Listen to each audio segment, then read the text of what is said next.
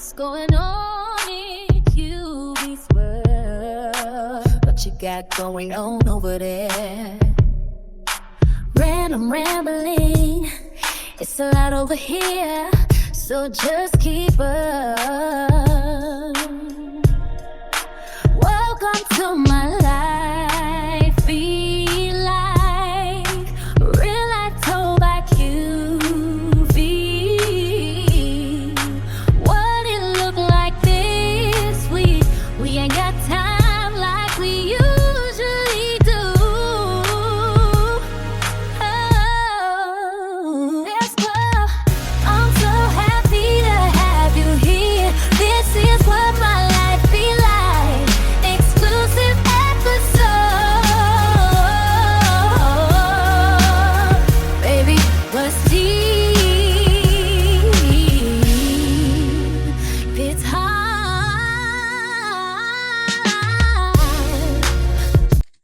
Whoop, we back. We back. We back. We back. Welcome to another exclusive episode. This episode is really just a continuation of the conversation about the state of public education.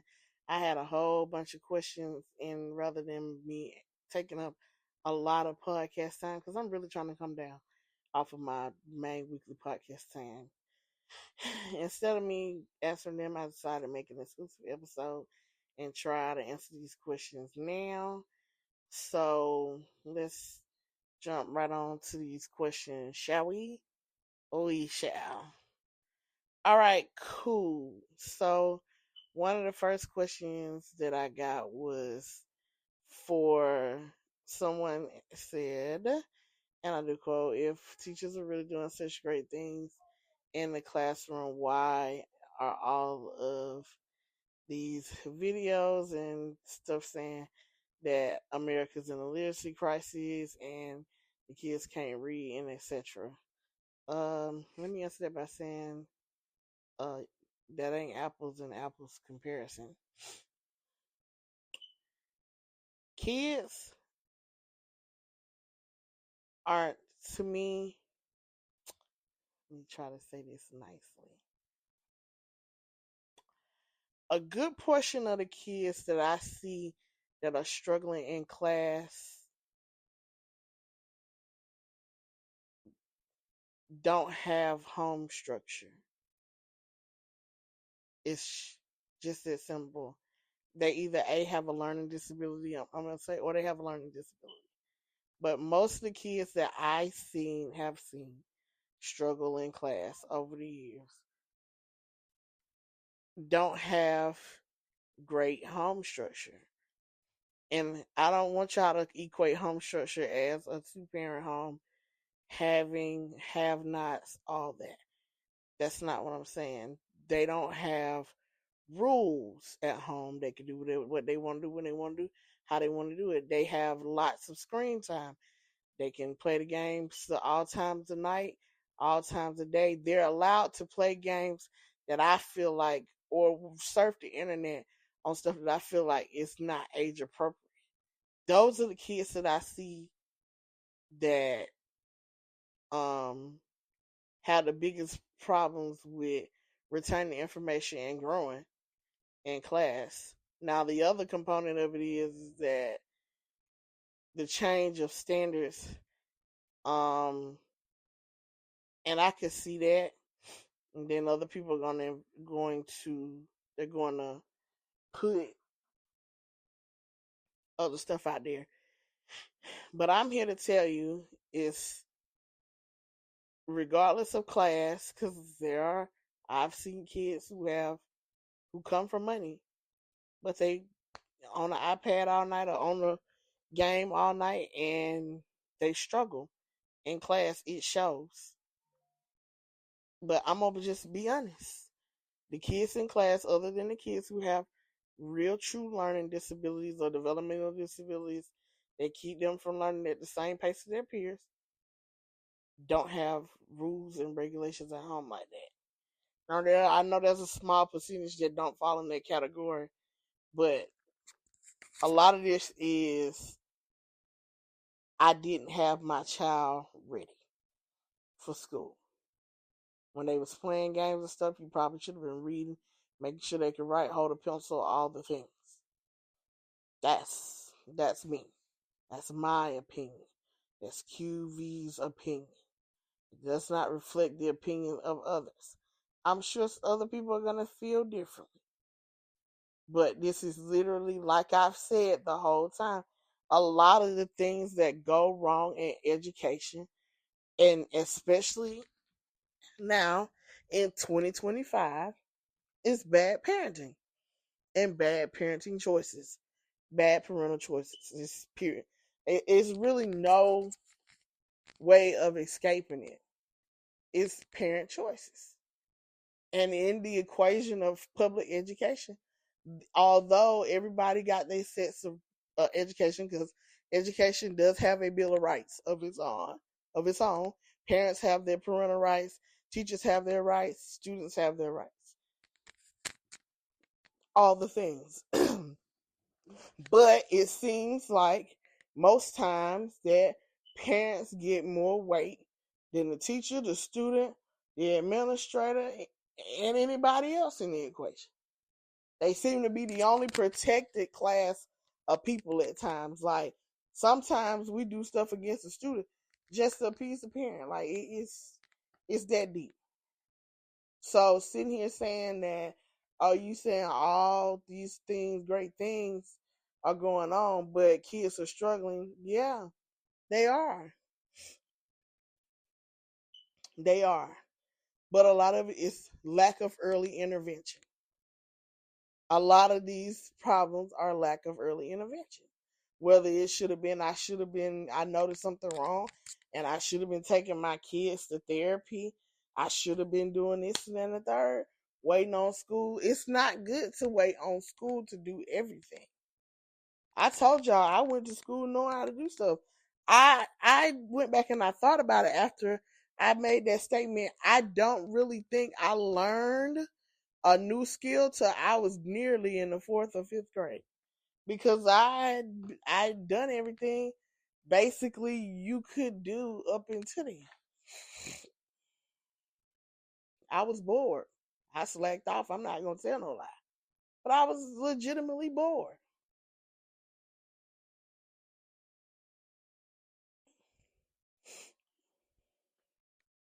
I still got my work done. I wasn't gifted at that point, all the things. But like I didn't really learn probably a new skill till about fourth grade. That's when I stopped being so bored in class. Cause oh, you teaching stuff today I don't know. So if you hear me and you have a baby that you just had, now it's the time to start reading to them. When they're old enough to start drawing, it's time to start fixing their hands to where they can work with a pencil, write with them hand over hand until they learn how to do it themselves. The same way y'all potty train, the same way y'all teach kids how to walk, you need to teach them how to function in a society, especially in a public school. That's all. I'm not trying to be critical, harsh, or mean, but these methods work. The earlier you intervene with a child when their brains are growing and you're able to set and settle habits, the better they become.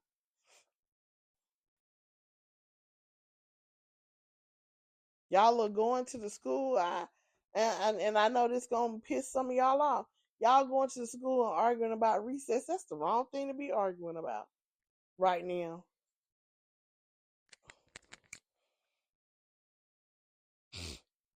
I promise you this: these kids get more than ample time to recess, whether it's formally written or not. The amount of playing around and horsing around in class and stuff, they get more than enough time. 15 minutes was more than enough time for them to go to recess.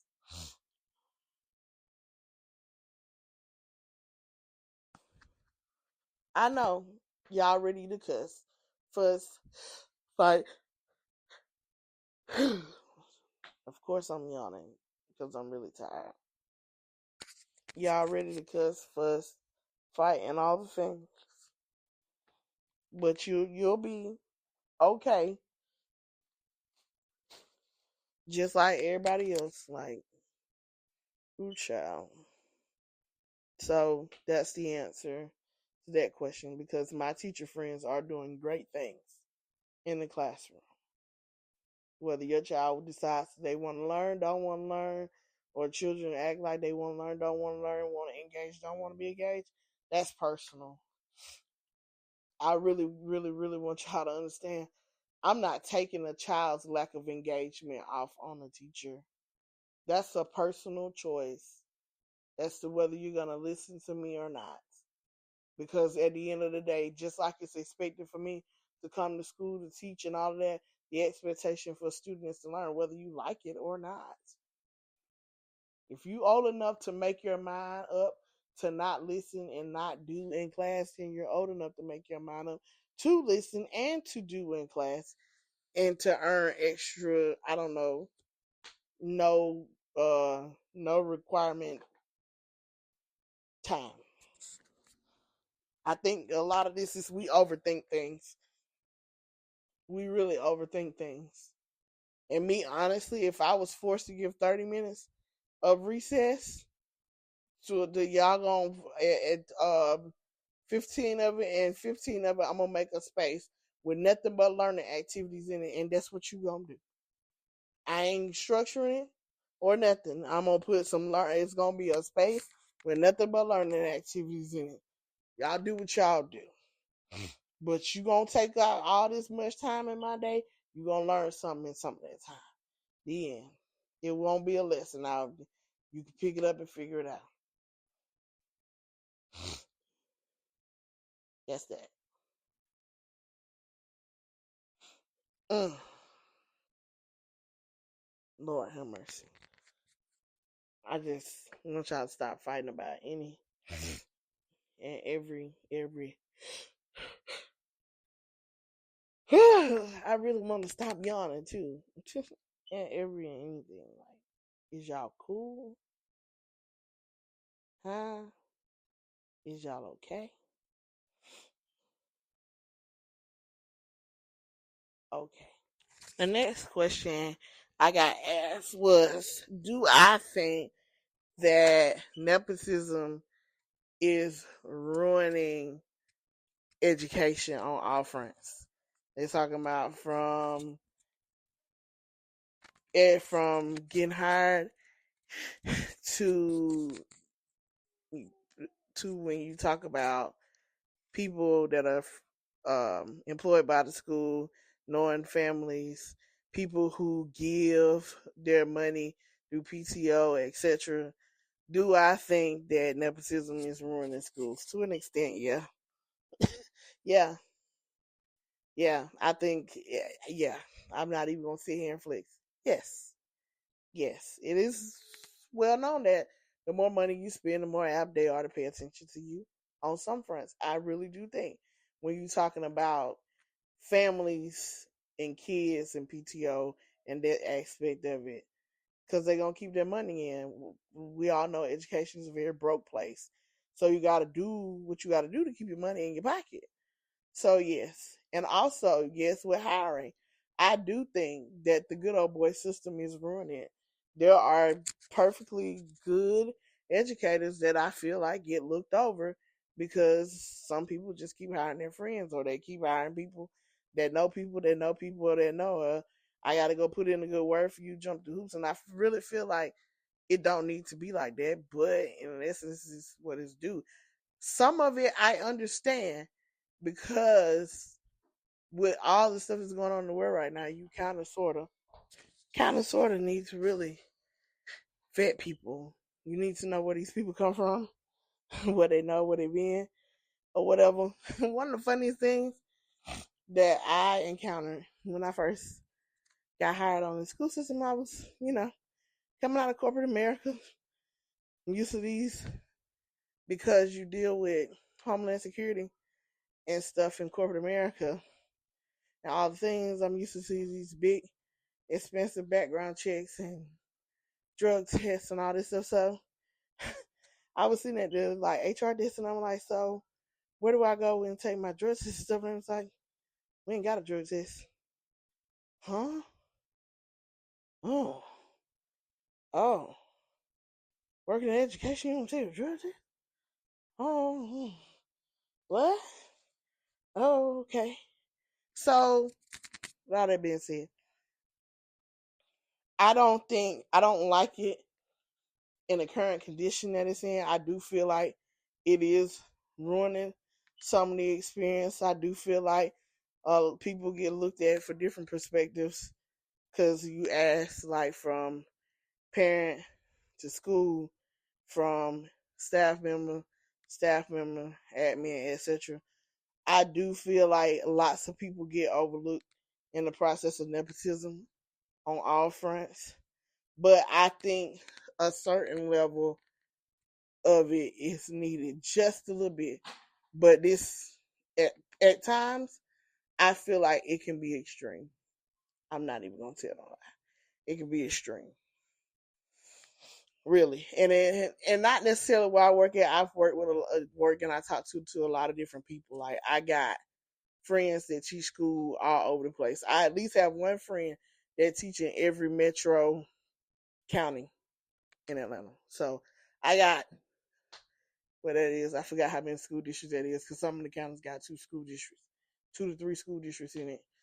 But I get a lot of different perspectives and I hear a lot of different stories on me, like the same situation that went on in two different places and got two totally different outcomes. So I end up with lot of different perspectives, and I know this is a big, I would say a widespread issue. Um, but like I said, some sense of knowing people and vetting people is great. Like I know you if you know them, like I know they cool type deal, but sometimes it's just way out of hand. I don't feel like you should be spending money to get people's attention, but oftentimes these PTOs is really where you see this at. They get the most attention because they spend the most money. They get to think they run stuff because, well, my family puts this kind of much money in PTO, and when it comes time for fundraising, my child sells these many items. So if it wasn't for me, it's usually that family or the head of that family gains that kind of complex. But if it wasn't for me, then y'all wouldn't have the things y'all have. Because I want y'all to understand a very vital function of school, which is why I would tell you if you can, please participate in your child's PTO. A lot of what I've had to learn is a lot of those fun things that happen at school, a lot of things that your child really like and love about school, especially in elementary school, they are funded by PTO. But when you get to middle and high school level, they are funded by sponsors and boosters. Legitimately, the district don't fund a whole lot of that stuff, or the funding in it is so limited, it's just enough to say that it's there. So I will tell you this. I wasn't a big fundraiser in school, didn't care about it. But if I would have known the things that I knew, that I know now, if I'd have known these things in school, I would have definitely been fundraising more than everything. I mean, and now that I'm in a position where I get to see all of the schools where I work at, elementary schools anyway, you can see the difference in PTO fundraising and PTO now that I've worked in three different schools, now that I've worked in three different elementary schools where I work at, and they really on three different, I would say, I don't want to say class levels. I don't know how to put this. I would say, well, they all have a mix. I've worked at three elementary schools now, and they all have a mixture of family types. They all do. One school has more lower income kids. Like the majority of their population is low income.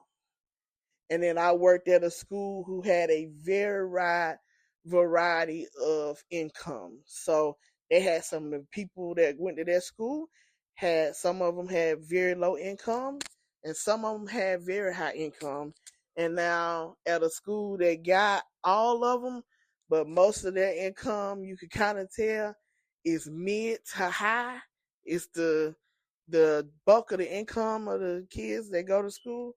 They haven't. Now that I've seen all spectrums of it, yeah, I have a different perspective on a whole lot of stuff.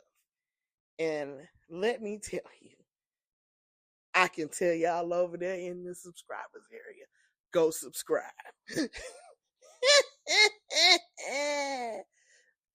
I will tell you, it's a difference. You can tell who PTO, even as far as, because you do understand that even staff engagement stuff is usually funded by PTO. You can tell who put more money in PTO. You can tell who's making the money and raising the funds. It ain't no questions. So I will say, go work for your child's PTO.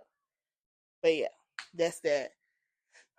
About do I think, what do I think about nepotism? Do I think it's ruining the system?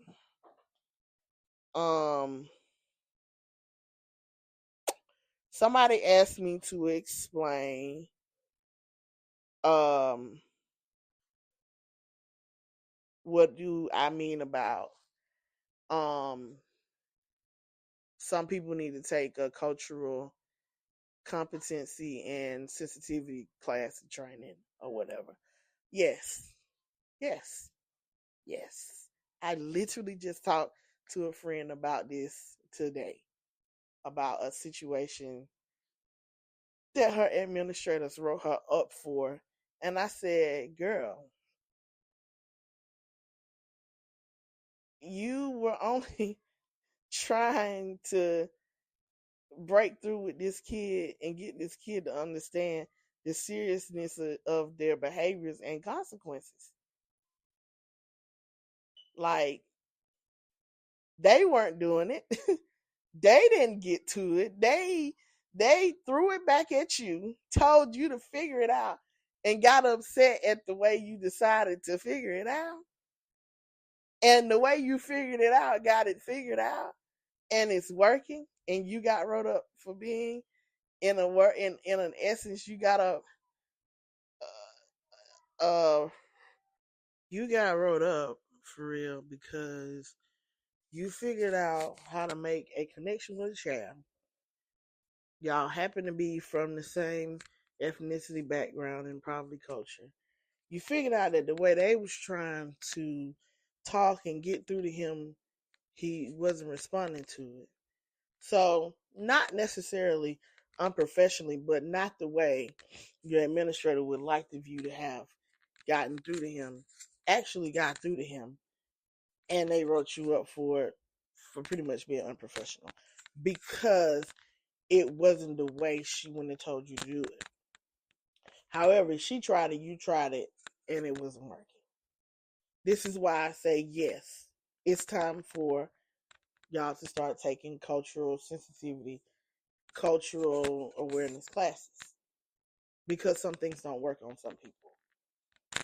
I can say this, and I'm not trying to be rude. We already know that little soft teacher voice doesn't work for all kids. That's why they act out more. Some of them, you need a stern voice. They're not used to people talking to them soft. They're used to, they come out of a house where everybody's yelling, not telling you to yell, but you have to have a stern voice. This is why I don't talk very soft unless it's necessary. I have a very stern voice. Very. And I'm directing kids. One thing my co-teachers will all tell you, the one person that they gonna listen to in the room is QV, because I'm stern about it. It's the other reason why a lot of people don't like me either. I don't care though, because I'm stern. This is school. This isn't play hour. Like, you want to play, go home and play, baby. It's a school. You're here to learn, and I expect you to do as such. It's just as simple. So that's what I meant about cultural. And it's not just, I know people are going to infer where you're going to say that white people can't work with black kids. No, that's not what I'm saying. Sometimes you need to be aware, and this is across the board, professionally anyway. I see black people getting written up for being too harsh in corporate America or not doing something, doing crazy stuff. But this is literally my culture. This is the way I do stuff. This is not me being mean, aggressive, crazy, anything. Black people sometimes, and I notice a lot of black women don't hold their face very well, and they get written up for being aggressive. I'm not being aggressive. This is just the way my face looks. Like crazy. Why is her hair like that? Lots of black women don't wear their hair straight. Some of you don't even understand that. A lot of black women have hair. You'll go up to them and say, "Oh my God, you're weaving something." Like, no, this is why you need cultural. Even when it come down to brown people like Latinos and stuff, y'all, I've heard some non-Hispanic people say some things, and I'm like, it's like literally part of their culture. Or they do stuff at work and stuff, and then you're punishing them for their culture. It's not what they do normally. And there are other ways to go about having conversations or teaching people how certain things are done or the expectations without being punitive. But usually, non black and brown people make cultural things that black and brown people do punitive. This is why I say go take a cultural awareness and cultural sensitivity class. A lot of this stuff would stop if you would do it. A lot of you have misinformation about black and brown people that you need to go dissolve in a cultural awareness and cultural appreciation class. I hear some pretty wild stuff, especially now, about black and brown people, and I'm like, that's not even remotely true. Not even remotely true. But you're washed in ignorance. Not calling you stupid. It's ignorance. Ignorance is the lack of knowledge. Go take a cultural appreciation and awareness class. It'll save you embarrassment. It's gonna start, and I'm seeing this too. It's gonna start saving some of y'all professionally lawsuits because some of the things that you say are discriminatory and prejudicing. You don't even know it. Get the right lawyer, and you're gonna have a discrimination lawsuit against you. So again, I advise, especially if you're not brown or black, to go take a cultural awareness and sensitivity class. That's why I said that. All right? Boy, y'all think I'm saying stuff that I'm not saying. And that's exactly why you should take the class. If I find one, I'll post it one day.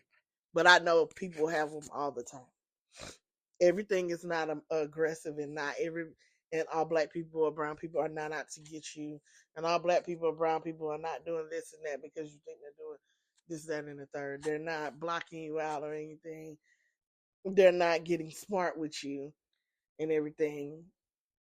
Go take an awareness and sensitivity class. Yeah, y'all would make me sick.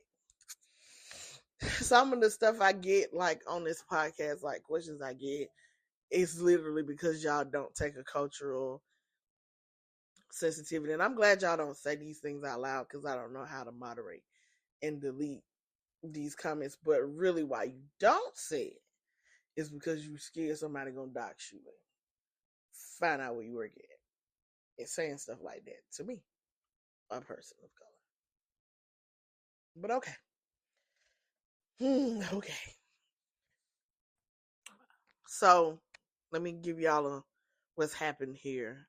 So I started recording this episode on Thursday and I had a medical emergency. I had to stop and I'm back and I just closed out that thought. I actually started having a medical emergency in the middle of that last thought about cultural sensitivity and stuff like that. So now I'm back. It is now Monday. You probably have noticed by now I hadn't posted not one podcast, nothing in over a week. And that's why I had a medical emergency. So I'm going to attempt to record all of my things today. So now I'm back.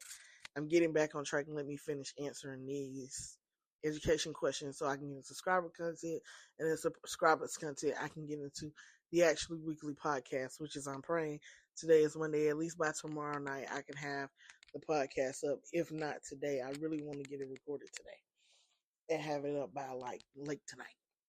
But hey, it's already midday Monday. And woo! Yeah. So, the next question I have is, or was said was, I don't really think teachers don't make enough money. I just don't think teachers live in a reality.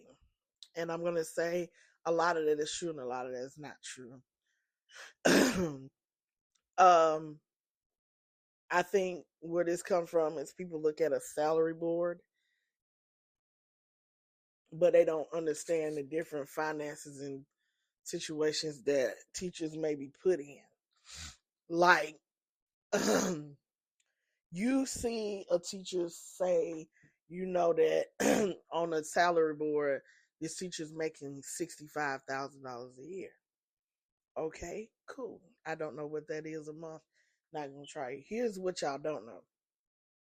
I feel like teacher insurance coming out of corporate America, teacher insurance is some of the highest insurance, especially when you're having to pay for multiple people. Like where I'm working, you started at on some of those plans, you add you, your husband, and your kids, or you, your spouse, and your kids, and you now up to like almost $500 a month for just medical insurance. You hadn't bought dental, vision, and nothing else. So that's an expense. Teachers' retirement is automatic, and it's not a percentage that can be adjusted, and is a very high percentage. What I mean by that, usually 401ks or whatever in corporate America, because I was there and I had one or whatever, the percentage is usually 1 to 3%, and then there's a match into it. These 403, 503, whatever they call it, teachers are on, not even that. Even in a 401k, you could take out a hardship, anything. You can't do that with these plans. I don't know the exact percentage, but I think my TRS, which is teacher retirement system, is somewhere close to about 10%. Yeah, I know that's a lot. And then a lot of teachers have extra retirement through like Value Teachers, Fidelity, other places. I myself do. So that's extra money. So when you're talking about 10%, and I'm telling you now, my retirement monthly is $100 and some change, which is why I think it's about 10%, roughly. When you're talking about 10% in that salary bracket, that means that teacher's probably almost giving probably more $100 into their retirement a month. So you have that. They still hadn't made a mortgage payment. They still hadn't got all the other insurances, anything. So let me let me break it down. Let's say they are the primary breadwinner, teacher primary breadwinner, making $6,000 a year, paying for all the insurance, retirement, and then we'll keep going on.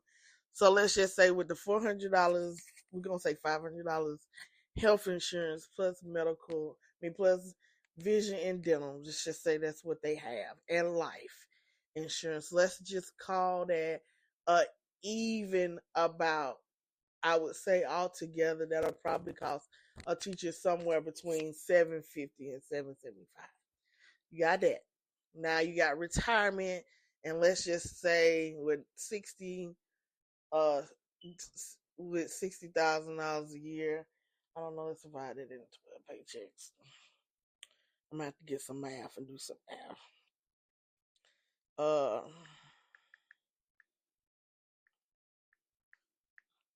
So let's say it's because it's about $5,000 a month.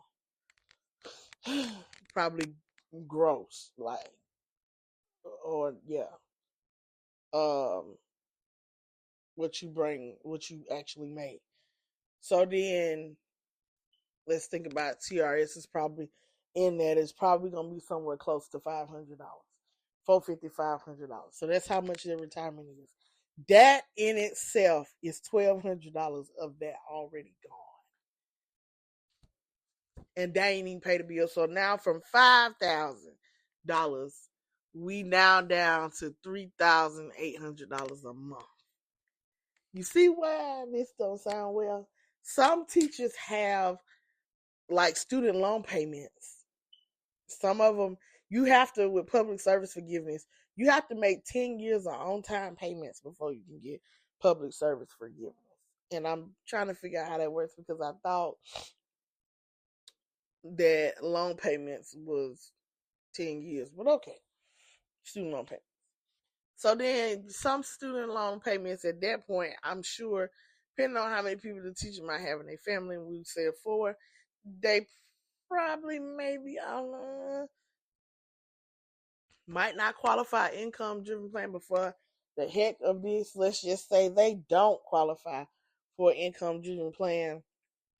So now their loan payments is like $400 as well. So now we at $1,600 without. Oh, I forgot taxes. Maybe they have some ducks or not, but you know, state taxes and FICA eat you up, and then let's just say between all that, that's an even $300. So now $60,000 has dwindled down into now only 28, maybe $2,900 a month. You see why they say teachers don't make enough money? Now that's at $60,000. Imagine trying to do that from $30,000 or $40,000. That means you literally, like, I can use my own self for my example.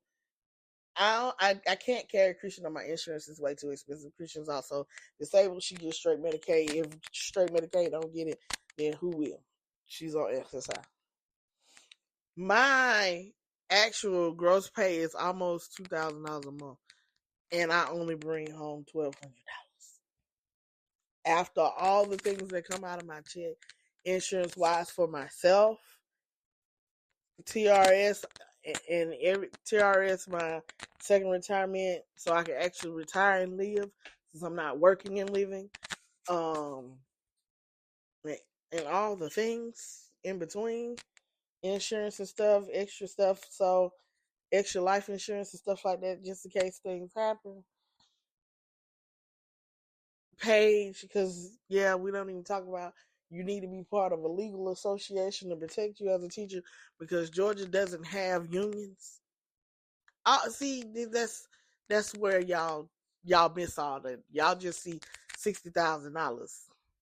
$60,000 in teacher dollars is no money. It's not.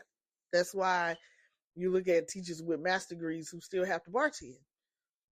That's the reality of it. It makes sense. Yeah, their money just walk off before they even see their paycheck. That's that. That's why $60,000 in the regular world probably looks like a $14 or $15 hour job a month. That's the reality of it when you bring home your money. All right. Yeah, I know. It's quite depressing to think about. The next question um that I had was, oh my eye, sorry. These fall whatever's out there, that wind that blew Friday and Saturday made my eyes itch. And like I've been battling eye itchies since then. Um the next question was why um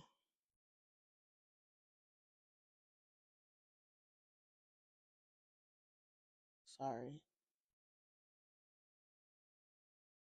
Oh yeah, I gotta do that. Sorry. Sidetrack. It was a message, a text message.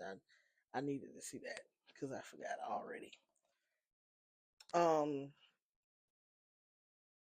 got sidetracked. Next question, which is my last question, was what do I feel like would improve education? My honest opinion. This person went on to say, because I value your opinion, I listen to you a lot, and I feel like you have great insight. What do I feel like would better education on all fronts? For teachers, for parents, for administrators, and for students. Okay. For administrators, really just need to be able to be administrators. That's it. Stop trying to be teachers. Stop trying to be district people. Stop trying to be special education people. Literally just be an administrator. Handle the operations of school and discipline and testing and function. That's it. We have a lot of administrators that overstep their boundaries, that feel like teachers don't write great lesson plans. So let me go write your lesson plans. I think you ought to do this and that and the third. And it's too much. Or I don't like the way you do this, so let me try to teach you how to do this. Let me try. They try to be PD people. They try to be all these things, and literally all you need to do is be an administrator. Whatever comes of evaluation, let that come in my evaluation. If you feel like you can't give a impartial, honest, and fair evaluation, then you don't need this job, or you need somebody else to do my evaluation. That ain't your friend in stuff, because I feel like a lot of times some admins literally just sat their whole day and target teachers that they don't feel like are their friends, or they don't feel like don't do it like them. It's not that they're not doing a great job. It's just not the way they want it done. And the way you want something done as an administrator, a lot of times, just an opinion. It's not the rules.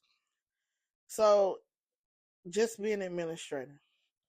If we need you for escalation of problems, then that's another thing to be there for. But literally, just be an administrator. Parents is just to be more invested into your child's education. Your child's teacher is not their only teacher, and education starts at home. You can't expect to throw kids in a public school and expect them to know how to act if you haven't taught them how to act at home. If you don't have rules and regulations at home, how do you expect them to know how to go out in a setting and learn? I'm big on this with Christian. I don't let her run around the house and do all kind of crazy stuff at home, because if we go to somebody else's home, you're not going to be able to do that. And people get upset with me because they're like, oh, she can walk. No, she can't walk in Rome and do all the things in your home. I don't play that. I set the rule, not you. So set the rules at home and you'll have less foolishness in schools with parents. And two, understand that it's a collaborative effort. If you have a problem with your teachers, your students, your child's teacher, the best way to approach it is with an open mind, careness, kindness, and consideration. Being mean and ugly won't get you many places. And do understand these people are human. They have more students than just your one, even if it's just 14 others. They don't owe you anything but the bare minimum. That's an open line of communication. They don't owe you to tell you every little thing. They have a parent portal for that. You should get on the parent portal and check it. You should get into the parent communication systems, whether it's like Dojo, Reminder, and be on there. Be active on there. A lot of y'all, and I hear this a lot, and I see this a lot now. I don't want to be on there because I don't want to know if my child's doing bad, but upset when you don't find out nothing. If you only approach it that way, then that's the way it's going to feel. So I always feel punitive. I don't care. Tell me about my child. These are your children. Like, you signed up. You had them. How do you not want to know what's going on with them? It's crazy. Teachers,